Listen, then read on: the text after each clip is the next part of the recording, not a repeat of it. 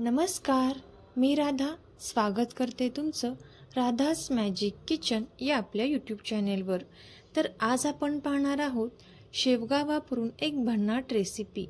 आजपर्यंत तुम्ही शेवग्याची आमटी, शेवग्याची भाजी बऱ्याचदा खाल्ली असेल, पण या पद्धतीने शेवग्याची ही रेसिपी कधीच केली नसेल। तर कशी बनवायची, चला तर मग आजच्या रेसिपीला आपण सुरुवात करूया। तर सर्वात अगोदर इथे आपल्याला एका बाउलमध्ये अर्धी वाटी रवा घ्यायचा आहे। इथे मी मोठा रवा घेतलेला आहे, तुम्ही ते बारीक रवा देखील वापरू शकता। यानंतर यामध्ये आपल्याला 1-2 ते 3 चमचे तांदळाचे पीठ घालायचे आहे। 1-2 चमचे लाल मिरची पावडर आपण यामध्ये घातलेली आहे। 1-2 चमचे धने पावडर आपण यामध्ये घातलेली आहे। यानंतर चवीपुरते मीठ आपण यामध्ये घातलेला आहे आणि बारीक चिरून घेतलेली कोथिंबीर आपण यावरती घालून घेतलेली आहे। आता आपल्याला हे चांगले मिक्स करून घ्यायचं आहे। सुरुवातीला इथे आपल्याला हे या पद्धतीने मिक्स करून घ्यायचं आहे। आता हे 2 ते 3 मिनिटांपर्यंत मिक्स करून घेतल्यानंतर यामध्ये आपल्याला थोडेसे पाणी घालायचं आहे।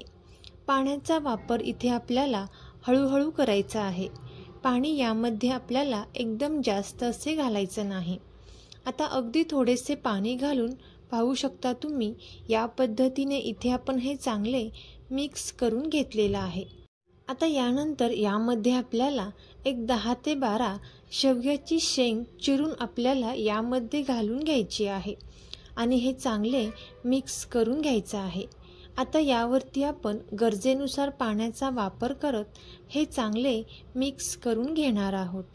तोपर्यंत जर तुम्ही आपल्या चॅनेलवरती नवीन आला असाल तर नक्कीच आपल्या चॅनेलला सबस्क्राईब करा आणि सबस्क्राईबच्या पुढचे बेल आयकॉनचे बटन दाबा, जेणेकरून इथून पुढच्या छान छान रेसिपीज सर्वात अगोदर तुम्हाला पाहायला भेटतील।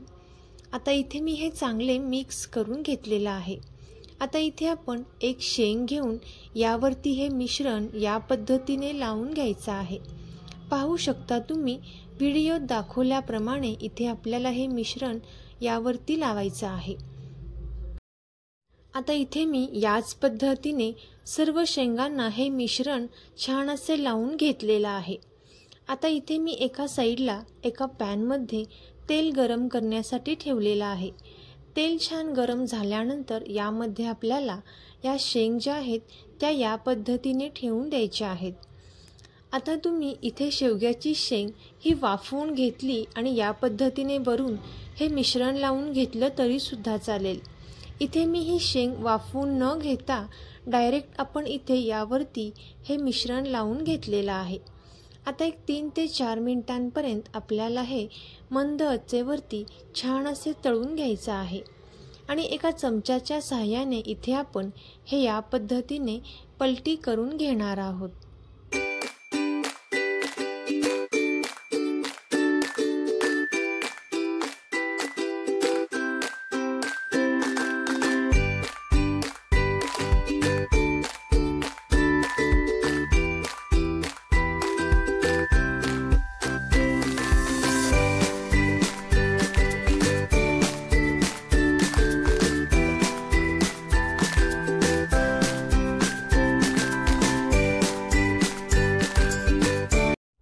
आता इथे आपण एक 5 ते 7 मिनिटांपर्यंत छान असे हे तळून घेणार आहोत।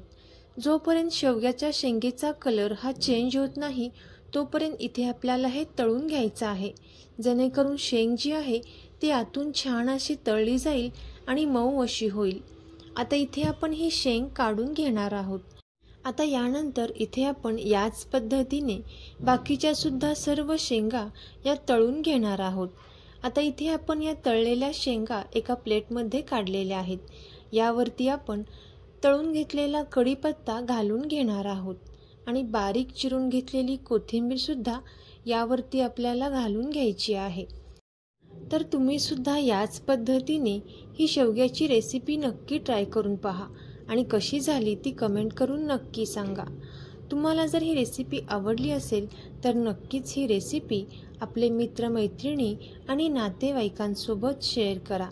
चॅनेलवरती नवीन आला असाल तर नक्कीच चॅनेलला सबस्क्राईब करा आणि सबस्क्राईबच्या पुढचे बेल आयकॉनचे बटन दाबा, जेणेकरून इथून पुढच्या छान छान रेसिपीज सर्वात अगोदर तुम्हाला पाहायला भेटतील।